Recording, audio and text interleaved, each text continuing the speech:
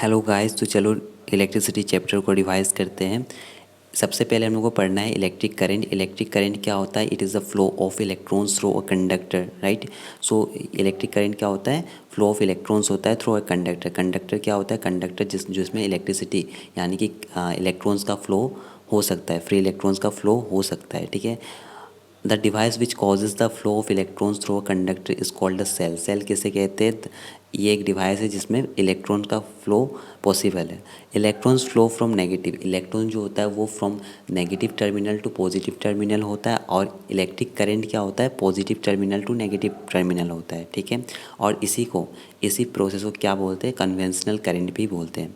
Electric current I को हम लोग क्या लिख सकते हैं? I is equals to Q by T लिख सकते हैं। क्यू का मतलब क्या है? क्यू का मतलब है द अमाउंट ऑफ चार्ज या क्वांटिटी ऑफ चार्ज, ठीक है। क्वांटिटी ऑफ चार्ज को क्यू से रिप्रेजेंट करते हैं, इलेक्ट्रिक करंट को आई से रिप्रेजेंट करते हैं, एंड टाइम मीन्स टी हो गया, right. So I is equals to Q by T, ये फॉर्मूला आप लोगों को याद होना चाहिए, ठीक है। द ऐसा यूनिट ऑफ इलेक्ट्रिक चार्ज क्या होता है? कूलम होता है। और एक कूलम का मतलब क्या हो गया? एक कूलम का मतलब हो गया उसमें कितना इलेक्ट्रॉन्स होगा? 6 × 10⁻18 इलेक्ट्रॉन्स होगा, ठीक है। सो 6 × 10⁻18 इलेक्ट्रॉन्स होता है वन कूलम में, वन कूलम चार्ज में, राइट। और ऐसा यूनिट ऑफ इलेक्ट्रिक करंट क्या होता है? एम्पियर होता है, ठीक है। ये सब आप लोगों को पता होना चाहिए। 1 ampere is the current. 1 ampere क्या होता है? एग्जाम में क्वेश्चन आ सकता है। 1 ampere is the current flowing through a conductor if 1 coulomb of charge flows through it in 1 second. So 1 ampere current is equals to 1 coulomb charge divided by 1 second, मतलब per second में, ठीक है। मतलब 1 coulomb charge अगर पर second में flow हो रहा है तो ये क्या हो रहा है? 1 एम्पियर करेंट जनरेट हो रहा है। Electric current is measured by an ammeter. Ammeter is a device by which electric current can be measured. It is always connected in series in a circuit. Series connection क्या होता है इसे आगे में देखेंगे नेक्स्ट स्लाइड में। सो यहाँ एक डायग्राम दिखा है। Electricity is a flow of electrons around a circuit, ठीक है। इसमें क्या होता है? बैटरी के through negative terminal to positive terminal electrons move करते हैं, ठीक है। और उसके बाद यहाँ पे एक बल्ब दिखा रहा है, राइट। सो इस तरह से होता है सर इलेक्ट्रिक सर्किट। और इसका रिप्रेजेंटेशन कुछ नीचे वाले डायग्राम के हिसाब से होता है। जैसे कि यहाँ पे एक आपका बैटरी लगा हुआ दिख रहा है, पॉजिटिव टर्मिनल नेगेटिव टर्मिनल दिख रहा है। जो बड़ा वाला होता है वो पॉजिटिव होता है और छोटा वाला नेगेटिव रिप्रेजेंट किया जाता है। और यहाँ पे एक रजिस्टर दिखा रहा है, ठीक है। इलेक्ट्रॉन्स का flow from positive to negative, यहाँ इलेक्ट्रॉन एक्चुअली करंट का flow from negative to positive होगा, और इलेक्ट्रॉन्स का देखो यहाँ पे इलेक्ट्रॉन्स का flow from negative to positive होगा और इलेक्ट्रिक करंट का पॉजिटिव टू नेगेटिव होगा, ठीक है। इलेक्ट्रॉन्स का नेगेटिव टू पॉजिटिव, करंट का from positive to negative, okay. Electric potential और पोटेंशियल डिफरेंस क्या होता है? Electric current will flow through a conductor only if there is a difference. Electric current तभी फ्लो करेगा जब कोई डिफरेंस होगा between two ends of the conductor. तो इसी डिफरेंस को क्या बोलते हैं? पोटेंशियल डिफरेंस बोलते हैं। The potential difference in a circuit is provided by cell और battery. The chemical reaction in the cell produces a potential difference between the two terminals. So potential difference create करता है and sets the electrons in motion and produces electric current. Potential difference क्या होता है? Between potential difference between two points A and B of a conductor is the amount of work done. So potential difference is equals to amount of work done divided by amount of charge. So V is equals to W by Q। ये भी एक formula है। अब potential difference का ऐसा unit होता है volt, okay, volt होता है। 1 volt is equals to 1 joule by 1 coulomb, okay। 1 volt is equals to 1 joule by 1 coulomb। 1 volt is equals to 1 joule by 1 coulomb। potential difference is measured by an voltmeter।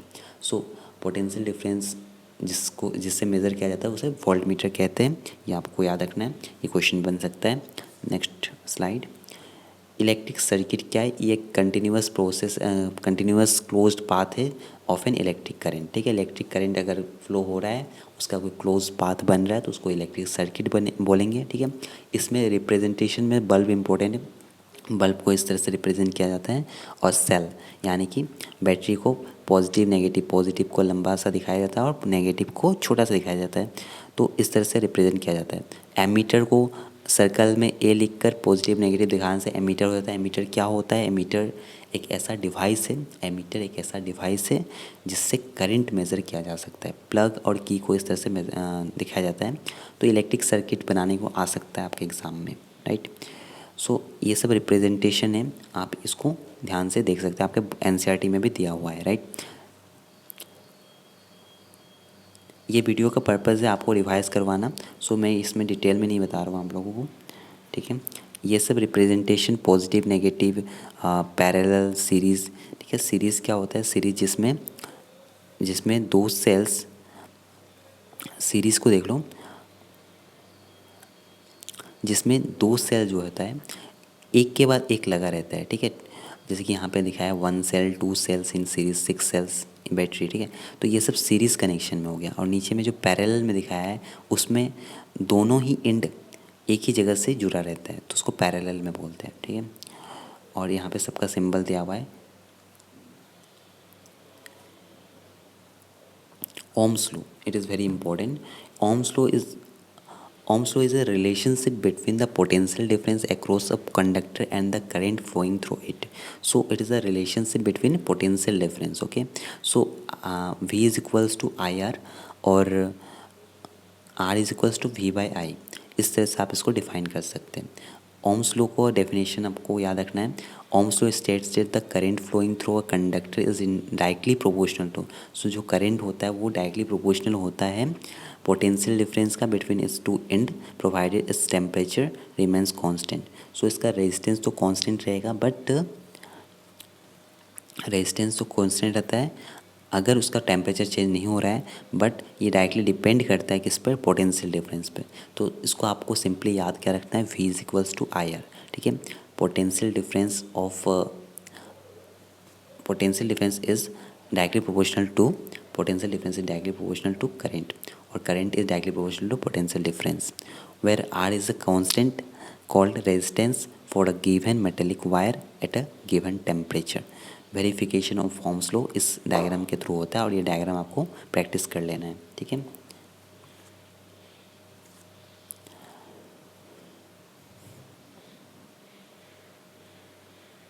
Resistance, what is resistance? Resistance is the property of a conductor to resist the flow of current through it. So resistance क्या है? एक तरह का property है conductor का जो कि current का फ्लो को रेजिस्ट करता है, ठीक है। According to Ohm's law R is equals to V by I.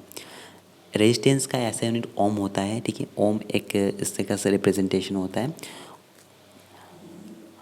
if the potential difference across the two ends of a wire is 1 volt and the current flowing through it is 1 ampere, then the resistance R of the conductor is 1 ohm, ठीक है। So I is equals to V by R और R is equals to V by I, ये आपको याद रखना है। V is equals to IR याद रखने से आप इसको बना सकते हो, राइट।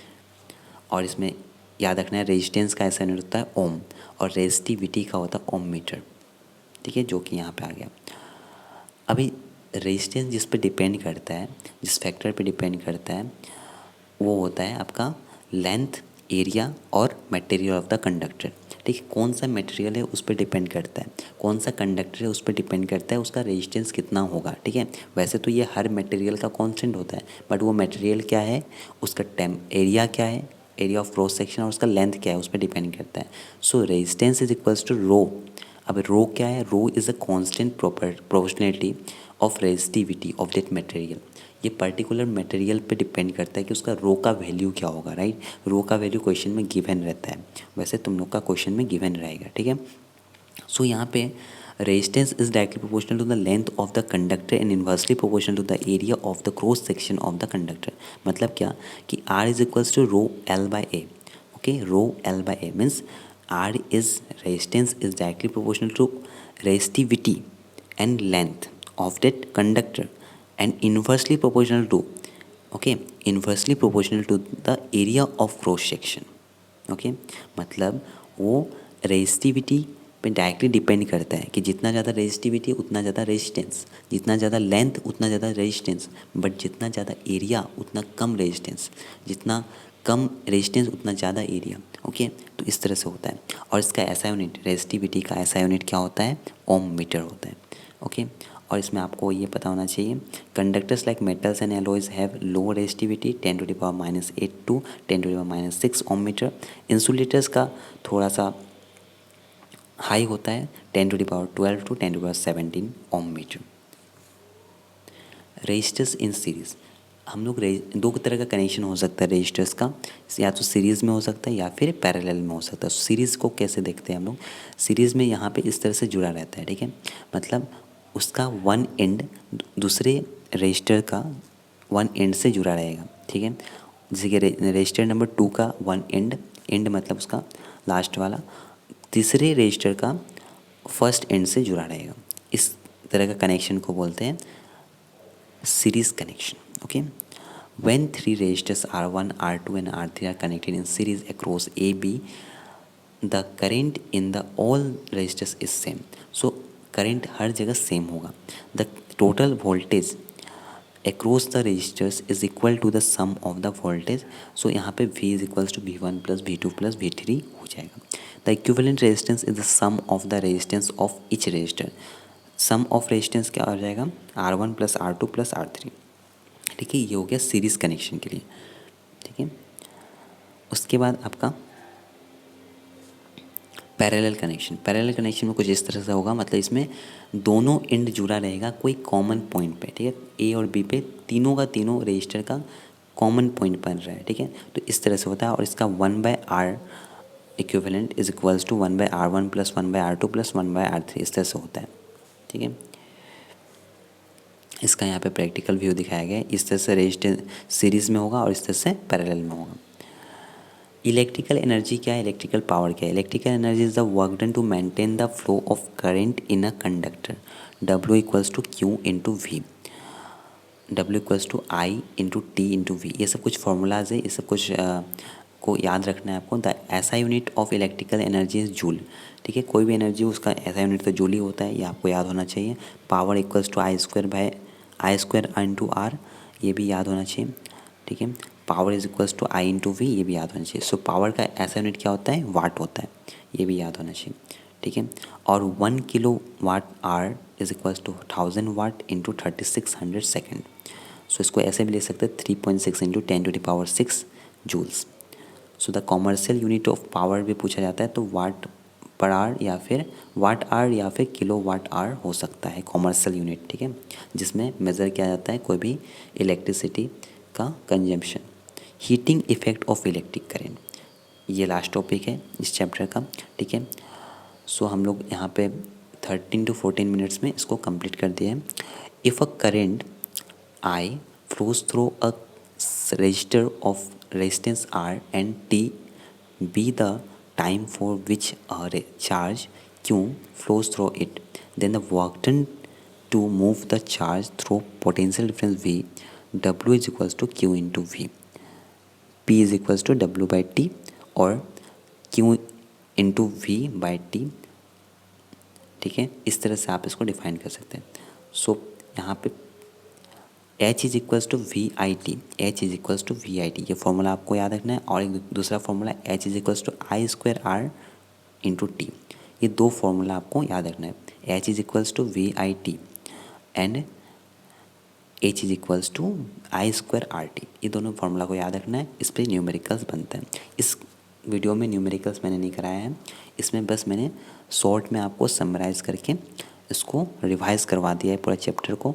आपको एग्ज़ाम के पहले ये वाला वीडियो काम आने वाला है, ठीक है। डिटेल में तो आपको देखना ही है, एग्ज़ाम से पहले आप इस वीडियो को रेफ़र कर सकते हो, ठीक है। So thanks for watching the video.